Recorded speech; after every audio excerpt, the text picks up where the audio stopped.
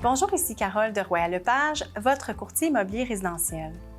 Qu'est-ce qui est bon à savoir lorsque vous achetez une copropriété divise? Évidemment, vous allez avoir un versement hypothécaire mensuel, mais par-dessus ça, vous allez rajouter les frais de condo mensuels, les taxes municipales scolaires et il faut toujours garder un petit coussin de côté parce que vous allez peut-être avoir des imprévus et donc des cotisations spéciales à payer.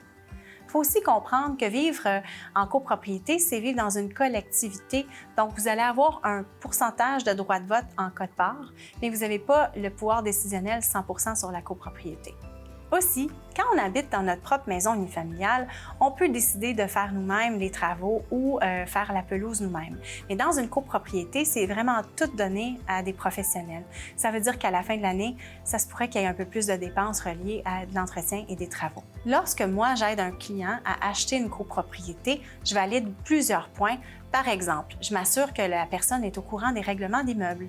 Parce que souvent, dans un immeuble, ça va être voté qu'on n'a pas le droit d'animaux ou qu'on n'a pas le droit de barbecue ou de pot de fleurs sur le balcon. Aussi, c'est quoi une déclaration de copropriété? C'est quoi un procès verbal? Et pourquoi il faut vraiment regarder le fonds de prévoyance? Il faut s'assurer que dans une rue, le condo que vous allez choisir soit dans un immeuble qui est très bien géré. Ensuite, il faut aussi prendre le temps d'analyser le fonds de prévoyance et aussi, dans le fond, la comptabilité de la propriété.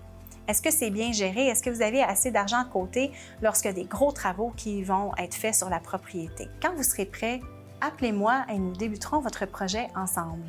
Je demeure votre référence en immobilier.